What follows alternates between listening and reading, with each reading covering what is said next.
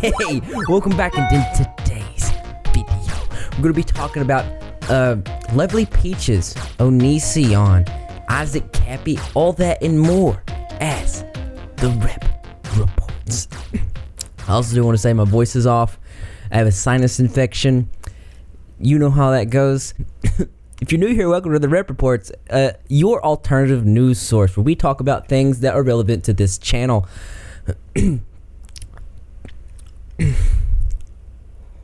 Brittany Johnson, aka Lovely Peaches, I did an expose video on October 25th of 2018 where we talked about her in depth. I'm not really going to go into the details of that because honestly, you don't really want me to. She's known for trolling on the internet, doing some pretty heinous things, some pretty, well, she takes it too far. I mean, literally. Her Instagram accounts keep being deleted. If you want to know any more about it, I've done 2 videos on it. Extreme trigger warning. If you have a weak stomach, I highly suggest you not watching those videos. But most recently, people reached out to me asking about her daughter, Cora. Let's get into that.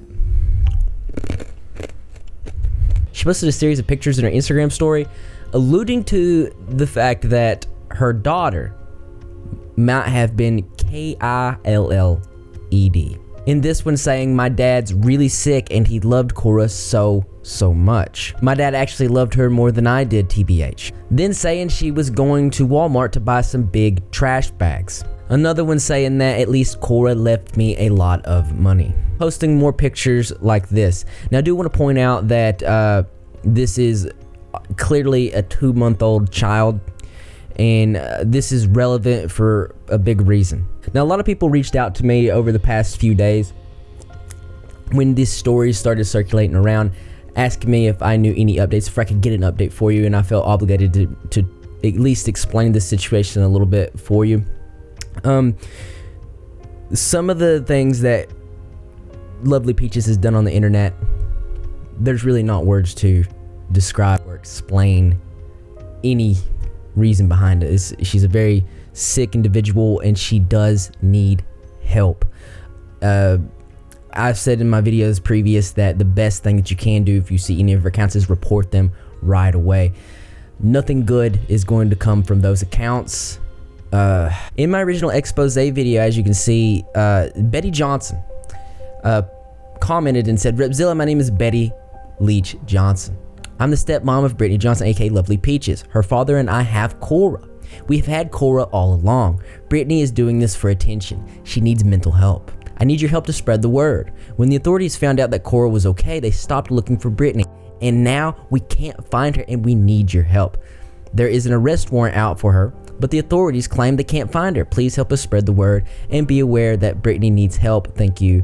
If you guys are interested in reading on this thread, it's on that video. I am going to put it in the description below. The things that Lovely Peaches is putting out there on the internet, they are not of Cora recently. You can see that right now she should be over a year old. The pictures that she does have seem to be of a 2-month-old child, and Betty does talk about this in this thread here. I do want to say that I don't have any solid evidence that Betty is actually the stepmother of Lovely Peaches, but given what she's saying, the concern that she's showing, and the information about the child being 2 months old and that Brittany is seeking attention, paired with the kind of content that she does put out, does seem like Brittany is lying. And I feel like that's the best kind of update that I can give you guys. To check this stuff out, don't believe anything that Lovely Peaches posts, and just know that she is a disturbed individual and she does need help. I just felt like since so many people reached out to me and they were concerned about this, this might put you guys at ease. At least I hope so. Just report the account. Don't watch the content. Also, in the news, Onision, one of the internet's most hated YouTubers. So hated, most people on the internet know him as, that's right, an onion, which I don't think is fair to use the onion as a derogatory term towards somebody. I mean, let's be honest, a lot of people really do like onions. They're good when you saute them. Up go. There we go. I hear it sizzling. It's sizzling. They're good on fajitas, and I just really don't see this as being a justice to onions. Most recently, he has been exploiting YouTube's copyright system. As you can see, just put in Onision copyright in the search results, and you're gonna see so many results. It was first brought to my attention by YouTuber Repzion. On May 19th, he said, "If my channel is terminated this week, you'll know why. I now have 2 false DMCA strikes made by Onision on my account. 1 more and my channel will be terminated. Each strike was for me responding to clips by him, and he is striking me for using fair use. I counter-filed both of those. He took down my 30-minute video for using 45-second clip of him and then responding to him directly. It's blatant abuse." Jacqueline Glenn saying WTF. And I do have to say WTF. This is blatant abuse of fair use on YouTube, and it seems like he is doing this to a lot of people. Another YouTuber by the name of Mike Nactor says, "Hi Onision, I'm quite concerned about your mental health. You seem to be spending an extended amount of time weaponizing YouTube's copyright system," showing quite a bit of copyright claims from Onision on his channel. And I'm not sure about the exact number of strikes given or the exact amount of people that have been struck by Onision. I'm actually very curious if you've been copyright struck by Onision. I'd like to hear from you. Reach out to me in Twitter, Instagram DMs, whichever you feel comfortable. You can even email me at repkings@life.com. And I hope you guys are hearing me because my throat is sore, it's going out. But you gotta do what you gotta do.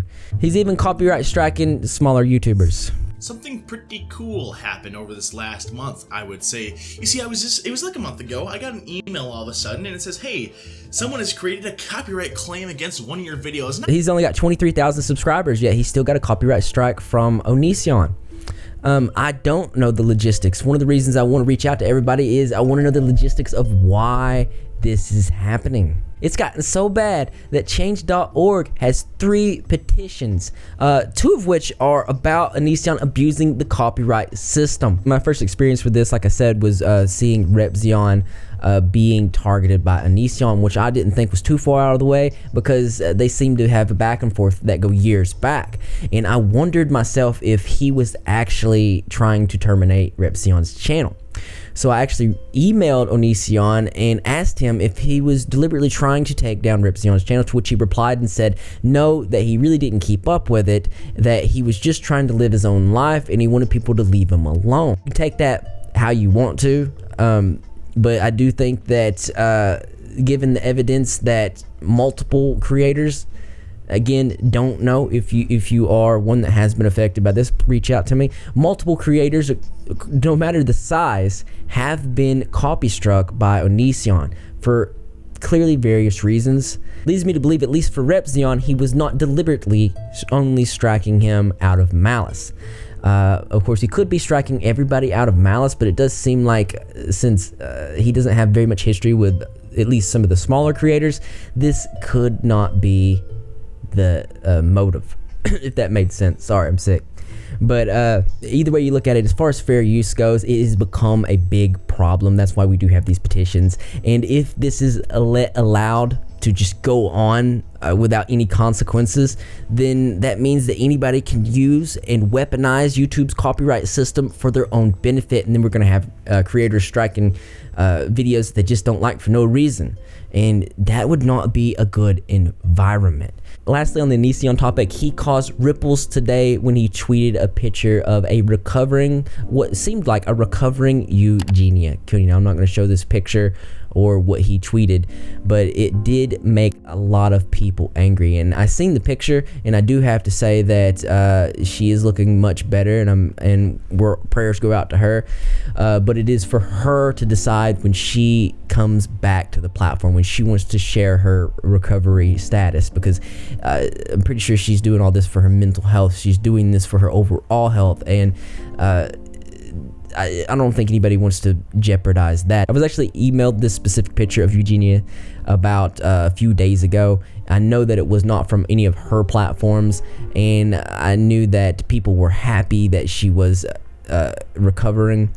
But like I said, this is something that's for her to decide when she's ready to come back. It's not for anybody else to talk about. I don't even feel comfortable talking about it now, and no one should. That's my own personal belief about it, but I can barely talk, and I would like to hear more what you think about that in the comment section below. Also, in the news.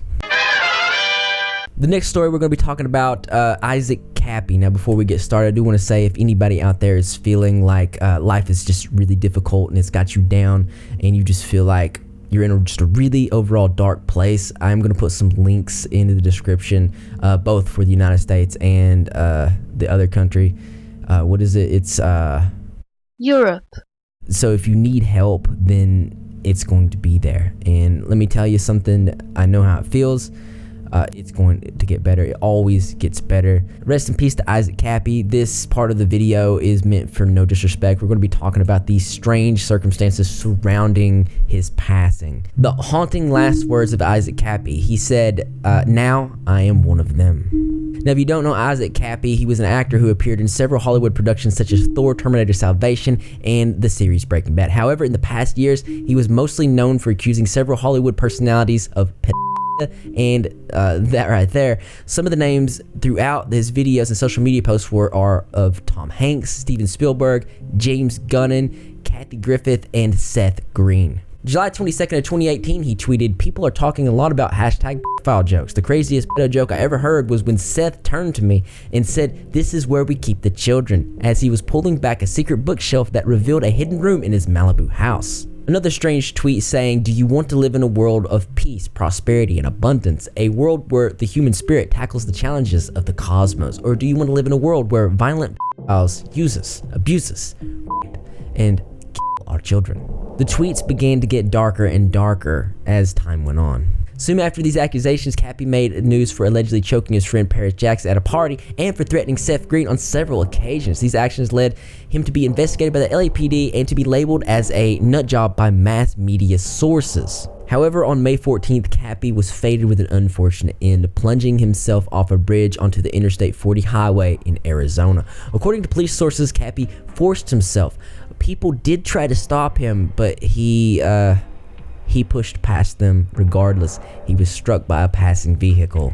Shortly before his death, Kappy deleted his entire Instagram history and posted a final letter with an ominous caption, "Beware the man that has nothing to lose, for he has nothing to protect." In this lengthy note, Kappy writes that he has not been a good guy, and he compared himself to Judas, who betrayed Jesus, and also referred to Donald Trump and the Anon movement and his attempts to exposing Hollywood. Now, I've heard of the Anon movement. If you guys know anything about that, or you feel like it's something that I should look more in depth on, let me know in the comment section below. I'm not going to read through his final note, but I will put it in the description if you guys want to check that out. Strangely enough, a few days before Kappy's death, he made a final video where he repeated the words several times that he did a very dumb thing. Now, a lot of people were very confused and had no idea what he was talking about, and he even said that he let the darkness consume him.